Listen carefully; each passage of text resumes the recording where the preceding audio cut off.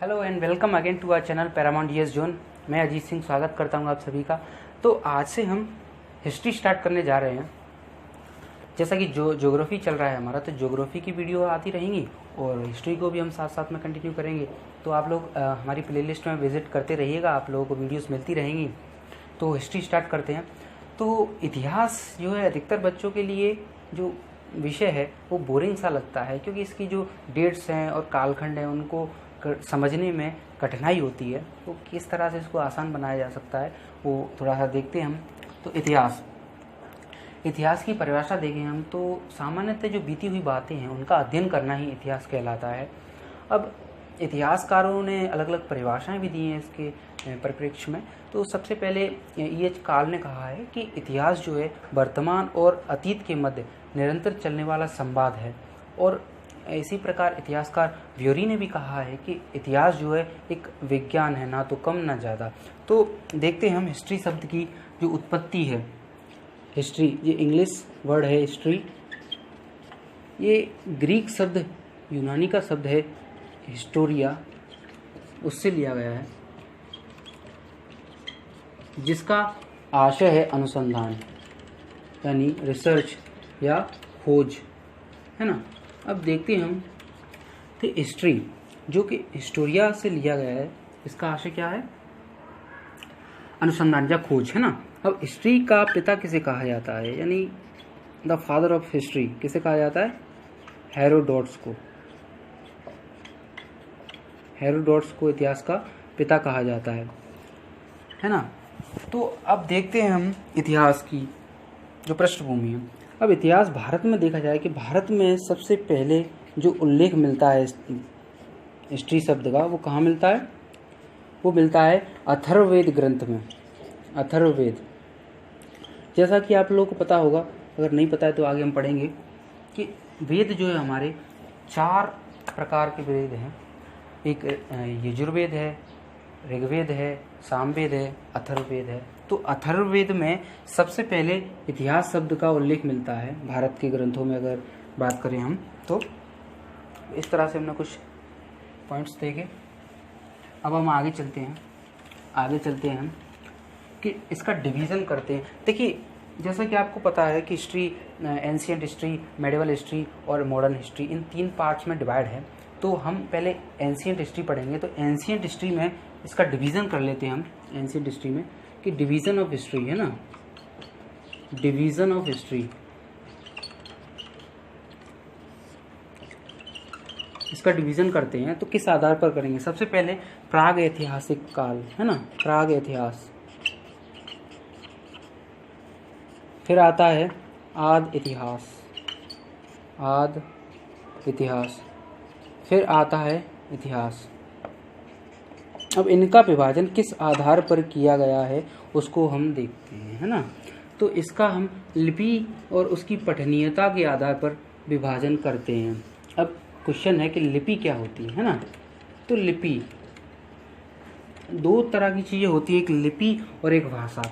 भाषा जो बोली जाती है, और लिपि जिस तरह से जो लिखावट है, जो लिखने का ढंग है, उसे हम लिपि कहते हैं। जैसे हिंदी एक भाषा है और उसकी लिपि क्या है? देवनागरी। जैसे भाषा है उसको कई तरह की लिपियों में लिखा जा सकता है। तो लिपि क्या होता है? लिखने का एक ढंग है, ठीक है। तो हम एक पॉइंट देखिए कि जो हिंदी भाषा है वो राज्य भाषा है अपनी, और उसकी लिपि कौन सी है? देवनागरी, ठीक है। तो अब इसको देखते हैं हम, डिवीज़न किया जो हमने एंशिएंट हिस्ट्री में। तो प्राग इतिहास को हम देखते हैं कि इसमें ना तो लिपि है, तो लिपि नहीं तो उसकी पठनीयता भी नहीं है। अब आद इतिहास, इसमें क्या आता है? हड़प्पा सभ्यता। अब हड़प्पा सभ्यता में लिपि तो है, अभी तो उसकी जो पठनीयता नहीं, उसको पढ़ा नहीं जा चुका है ना। और बाकी बचता है इतिहास। जो इतिहास को समझना, जब पढ़ना आसान बन जाता है हमारा, किस लिए? क्योंकि इसमें लिपि भी है और उसको पढ़ा भी जा चुका है। तो इस तरह से हमने देखा एंशिएंट हिस्ट्री में थोड़ा सा डिवीज़न। बिल्कुल सामान्य पढ़ेंगे आज हम, बिल्कुल सामान्य जो इतिहास का परिचय है, जो पृष्ठभूमि है इतिहास की, उसे जानेंगे हम और धीरे धीरे आगे बढ़ते जाएंगे, ठीक है। तो अब हम थोड़ा सा देख लेते हैं कि इंडिया का नॉमिनेशन कैसे हुआ या नामकरण। नॉमिनेशन ऑफ इंडिया यानी भारत शब्द का या भारत का नामकरण है वो किस तरह से पड़ा है ना, जैसे भारत, इंडिया, ये शब्द कैसे पढ़े है ना। तो देखते हैं हम कि भारत, इंडिया।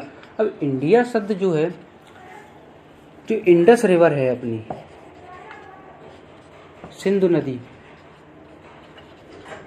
नदी के नाम पर ही इंडिया शब्द का उल्लेख मिलता है। अब सिंधु नदी, जैसे प्राचीन काल में क्या होता था, जैसे वर्तमान में तो जो पानी के स्रोत हैं वो काफ़ी है, जैसे हैंडपम्प और जब मोटर्स हैं, जैसा इनसे पानी आसानी से प्राप्त किया जा सकता है, तो कहीं भी हम निवास कर सकते हैं आज।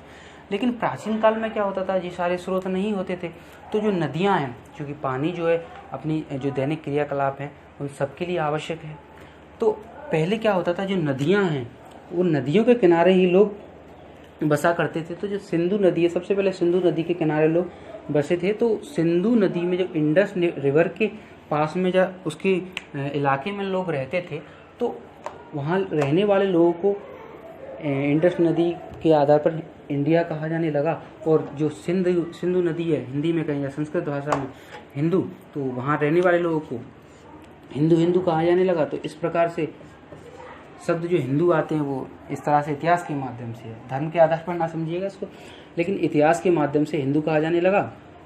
और जो इंडिया शब्द है वो इस तरह से इंडस रिवर के आधार पर पड़ा। और एक जो भारत शब्द मिलता है वो सामान्यतः माना जाता है कि जो ऋग्वेद में भरत जन है, जो भरत जन का उल्लेख मिलता है, तो उसके आधार पर भारत शब्द आया। तो इस तरह से नॉमिनेशन है इंडिया भारत का। और हम ग्रंथों में देखें तो जो आर्य निवास करते थे, तो आर्यों के आधार पर इसे आर्यावर्त भी कहा जाता है, इसे, है ना।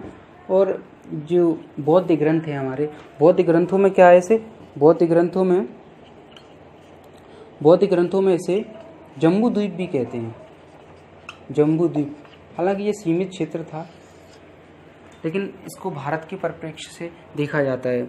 जम्बू द्वीप भी कहते हैं और आर्यावर्त भी कहते हैं, क्योंकि आर्यों का निवास स्थान था ये, इस तरह से। और अगर हम जो लिखित रूप है ना, लिखित रूप में देखा जाए तो सबसे पहले भारतवर्ष का नाम जो है साहित्यिक रूप में देखा जाए तो सबसे पहले महर्षि पाणिनि की अष्टाध्यायी है, जो क्या है, संस्कृत व्याकरण है, जिसमें पाणिनि की अष्टाध्यायी। अब इन्हें क्या कहा जाता है, व्याकरण का पिता भी कहा जाता है, क्योंकि अष्टाध्यायी में क्या है, संस्कृत व्याकरण का जन्मदाता इसे कहा जाता है महर्षि पाणिनि को। तो इनकी जो अष्टाध्यायी पुस्तक है या ग्रंथ है, उसमें सबसे पहले भारतवर्ष का उल्लेख मिलता है ना, इस तरह से। और जो अभिलेखी, ये तो साहित्यिक स्रोत हो गया, साहित्यिक रूप से मिलता है, लेकिन जो पुरातात्विक या माफ कीजिए जो साहित्यिक, वो अगर अभिलेखी रूप से देखा जाए तो सबसे पहले हाथी गुम्फा अभिलेख है, जो हाथी गुम्फा अभिलेख में सबसे पहले उल्लेख मिलता है भारत का।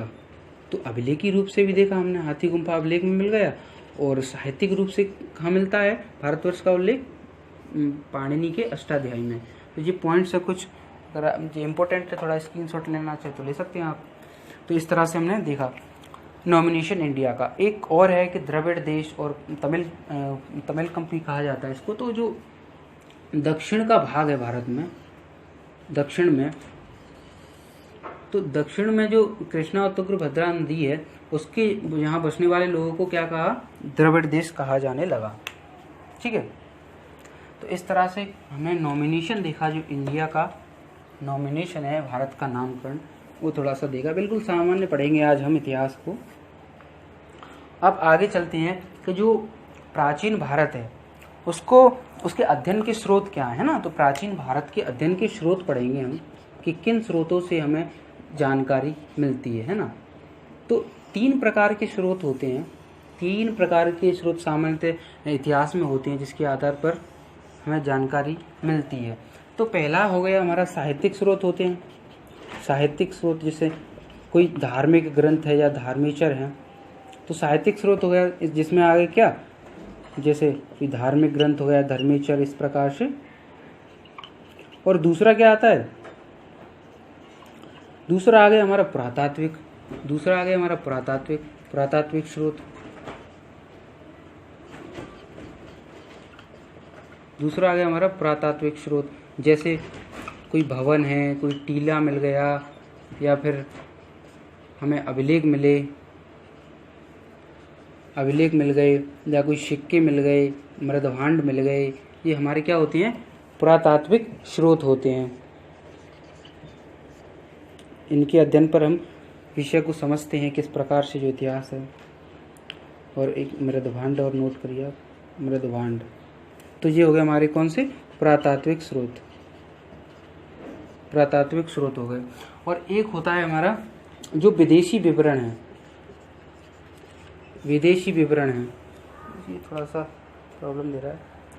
जो विदेशी विवरण है, जैसे जो विदेशी यात्री आए थे भारत में, यानी यूनानी यात्री, कुछ चीनी और अरबी यात्री आए थे, तो उनके जो वृतांत हैं उसके आधार पर भी हमें इतिहास को समझने में मदद मिलती है। तो विदेशी जो स्रोत हैं, जैसे चीनी वृतांत हैं, और यूनानी यात्रियों के वृतांत हैं, और अरबी यात्री, इन सब के जो वृतांत हैं, तो इनके आधार पर जो है हम प्राचीन भारत का अध्ययन करते हैं। जैसे सबसे अच्छा माना जाता है स्रोत के पुरातात्विक स्रोत, जैसे कोई हमें अभिलेख मिल गया, कोई टीला मिल गया, या सिक्के मिल गए जिसमें कोई किसी राजा का नाम मिल गया, कोई डेट मिल गई, तो इससे समझने में आसानी होती है। फिर हमने देखा कि कोई विदेशी यानी चीनी यात्री आए या ये आए, तो उनकी जो समय काल मिला, तो अगर एक जैसी घटना घटित होती है तो इस आधार पर हम एक जैसी जो घटना मिलती है तो उसको हम बिल्कुल इतिहास में डाल देते हैं। बिल्कुल इन तीनों स्रोतों में मैच करती है अगर कोई घटना, तो उसको हम इतिहास में डाल देते हैं, है ना। तो इस आधार पर जो है इतिहास को समझा जाता है। ये स्रोत होते हैं इतिहास के, ठीक है। सबसे बेहतर जो पुरातात्विक स्रोत माना जाता है। तो हमने देखा कुछ जो स्रोत हैं प्राचीन भारत को समझने के, वो कुछ इस प्रकार हैं। अब हम देखते हैं अभिलेख, है ना, कि अभिलेख क्या है। अभिलेख जैसे वर्तमान में तो हमारे पास कागज है, तो इन सब में लिखा जा सकता है, लेकिन प्राचीन काल में ये स्रोत तो थे नहीं हमारे पास जिन पर लिख सके कुछ। तो जैसे कोई दीवार हो गई, या कोई मंदिर का वो हो गया गेट वगैरह, है ना, या फिर ताम्र पात्र हो गए, तो इन तरह पे जो उत्कीर्ण किए जाते थे लेख, उसे ही हम अभिलेख कहते हैं, है ना। और अभिलेखों की जो अध्ययन है उसे क्या कहते हैं हम, एपिग्राफी, है ना। एपिग्राफी क्वेश्चन आता है कि अभिलेखों के अध्ययन को क्या कहते हैं, एपिग्राफी। और एक और होती है सिक्के, जैसे अगर सिक्कों पर जो अंकित है उसका अध्ययन किया जाता है, तो सिक्के के अध्ययन को क्या कहते हैं हम, न्यूमिज्मेटिक्स, है ना। न्यूमिज्मेटिक्स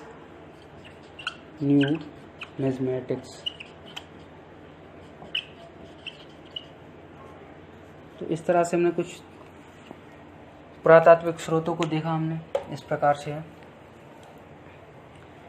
अभिलेख और सिक्के।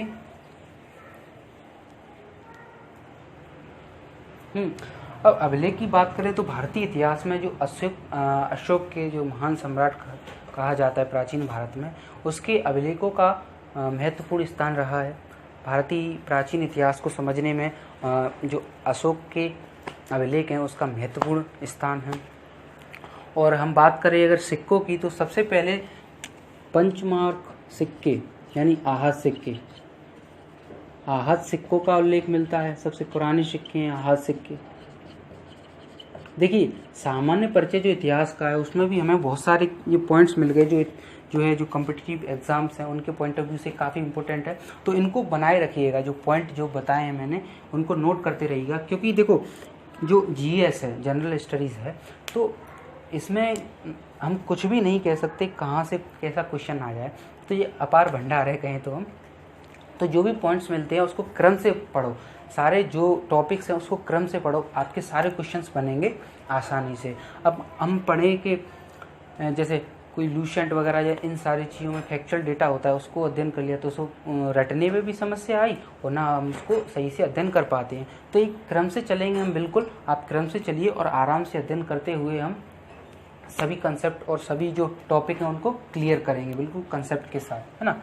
तो जो भारत में सबसे पुराने सिक्के कौन से हैं? आज सिक्के, पंचमार्क सिक्के, जो पंच करके बनाए जाते थे। इनमें जो है चित्र अंकित होते थे लेकिन इसमें कुछ लिखावट नहीं है ना। तो सबसे पुराने सिक्के हैं कौन से? पंचमार्क सिक्के भारत में, जो कितने 5वीं शताब्दी ईसा पूर्व के हैं। अब जैसे 5वीं सदी ईसा पूर्व मैंने कहा तो आप लोगों को कुछ बता दूं, जैसे जो डेट्स होती हैं जैसे 520 BC या BCE, है ना, ऐसे डली रहती ना डेट्स, जैसे 110 AD या CE।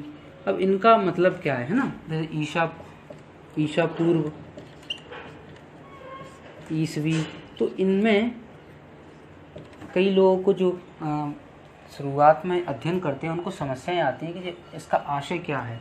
कभी तो डेट कहीं से कहीं जाती है, यानी घटते क्रम में जाती है, कभी बढ़ते क्रम में जाती है, तो इसको समझने में जो कठिनाई होती है उसको मैं थोड़ा सा बता दूं। तो सबसे पहले देखें हम BC यानी बिफोर क्राइस्ट और BCE कहा जाता है। अब वर्तमान में BCE लिखा जाता है, यानी बिफोर कॉमन एरा यानी ईसा पूर्व, और AD यानी एनो डोमिनी, और CE यानी कॉमन एरा। तो इसको किस तरह से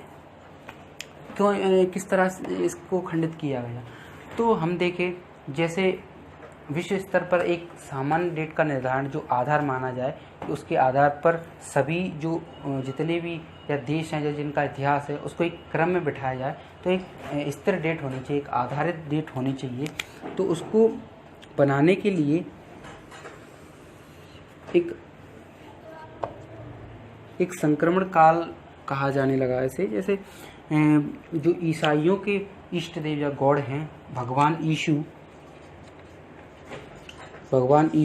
तो उनके जन्म को ही एक आधार मान लिया गया। यीशु का जन्म जैसे हुआ तो उसको, जैसे इस डेट में यीशु का जन्म हुआ तो इस डेट से ऊपर वाले को कहा, जो पीछे की घटना या इतिहास है उसको हम बिफोर क्राइस्ट या बिफोर कॉमन एरा यानी ईसा पूर्व कहते हैं, और जो बाद की घटना यीशु के जन्म के बाद की इतिहास या घटनाएं हैं उसको हम एनो डोमिनी या फिर कॉमन एरा कहने लगे। तो इस तरह से अब जो क्रम बनता है, इधर ऊपर चलेंगे हम यीशु के जन्म से पूर्व, तो हमें घटते क्रम में जो दिनांक है वो घटते क्रम में मिलेंगे, जैसे 1 2 3 4, तो ऐसे घटते क्रम में आएंगे। और अगर यीशु के जन्म की बात चले तो जो क्रमित गिनती है हमारी उसके आधार पर चलते हैं, जैसे 1 2 3 ऐसे आते जाते हैं। तो वर्तमान में जो कितना है 220 है जी। तो हम अगर बात करें यीशु की जन्म तो 220 ईसा पूर्व में, माफ कीजिए ईस्वी में भगवान यीशु का जन्म हुआ। तो इस तरह से डेट का विभाजन होता है। और यीशु के जन्म को कहा जाता है जो संक्रमण काल है जी, इसको द ईयर ऑफ लॉर्ड भी कहते हैं। तो इस तरह से जो BC है और BCE है